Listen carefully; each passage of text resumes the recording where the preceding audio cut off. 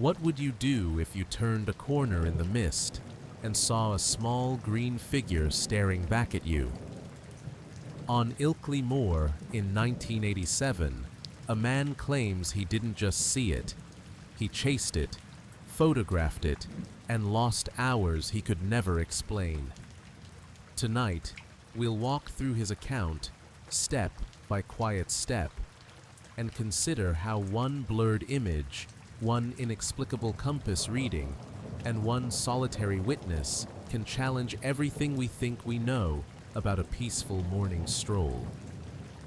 The first light of morning lay softly over Ilkley Moor, touching the tops of the heather with a pale glow.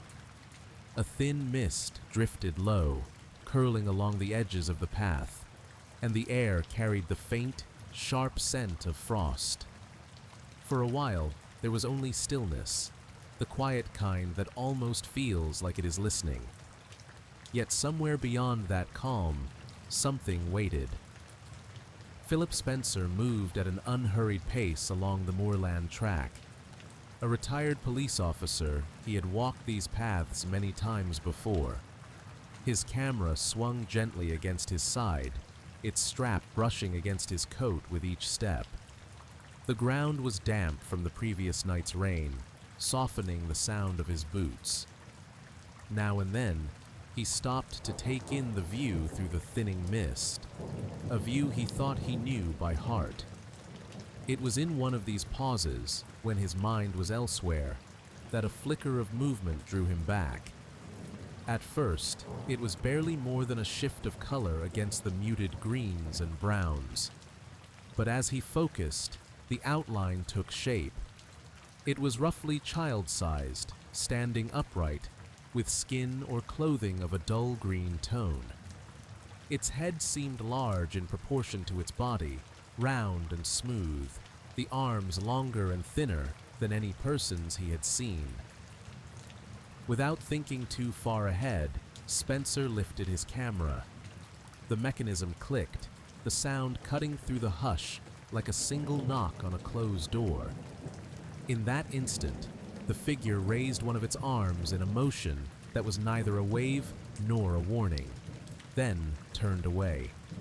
Its movements were quick, light against the slope, vanishing toward the higher ground. Spencer followed.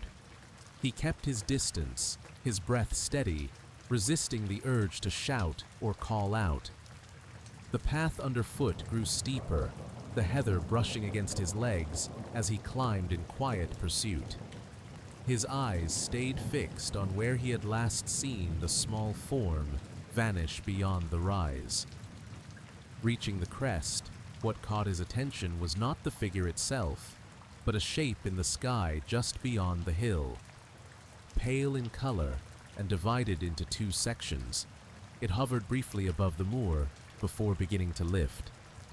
The air around it seemed unnaturally still for those short moments, and then, without any sound he could place, it rose higher into the clear, cold air.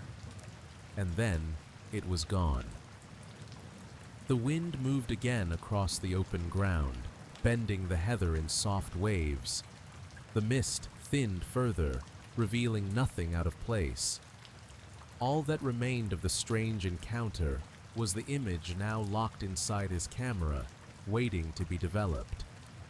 One photograph, carrying whatever truth the morning had chosen to leave behind, ready for closer inspection. How much can a single, unfocused photograph really tell you? You might expect the details to fade into obscurity, but sometimes the very lack of clarity is what pulls people closer. The image Philip Spencer carried back from his walk was one of those. It showed a small figure, indistinct against the rolling moor, yet shaped in a way that caught the eye. In living rooms, newsrooms, and quiet pubs across the UK, it moved from curiosity to conversation, from a local oddity to a mystery people leaned in to discuss. Those who studied animals in the wild struggled with it. The outline didn't match a bird mid-step or a fox moving through the scrub.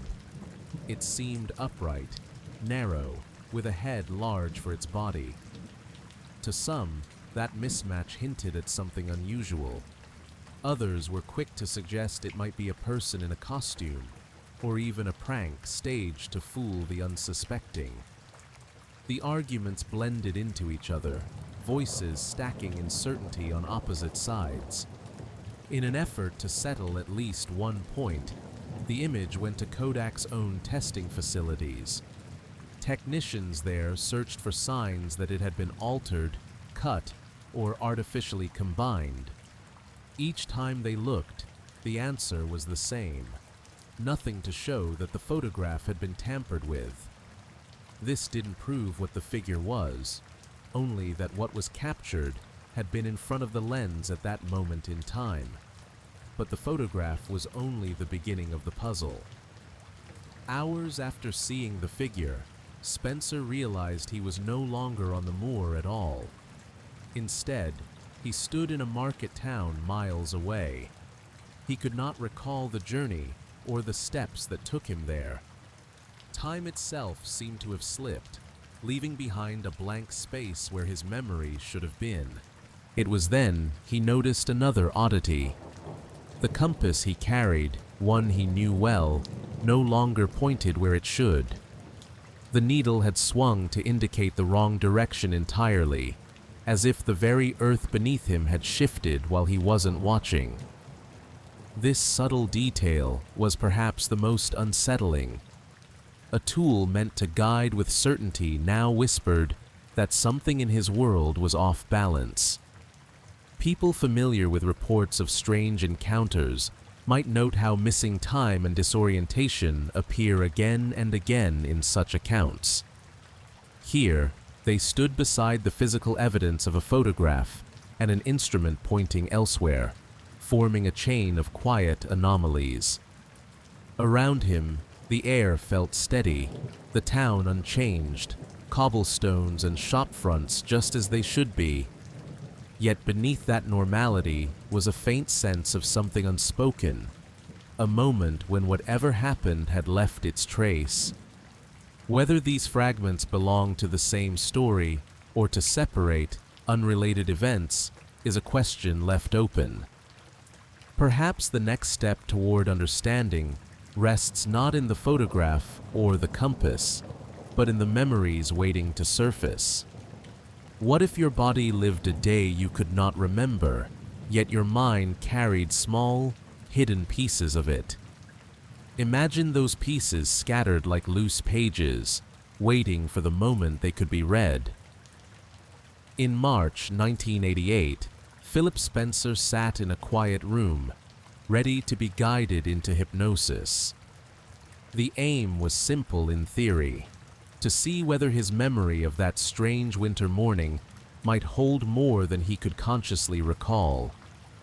The session began with gentle prompting, allowing his thoughts to slow and settle. In that deeper calm, moments started to surface.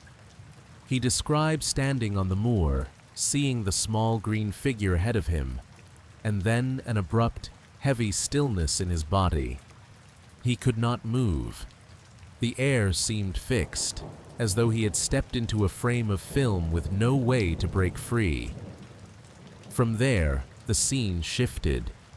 He recalled being taken, not walking, toward a craft that seemed vast inside compared to what he had glimpsed from the hilltop.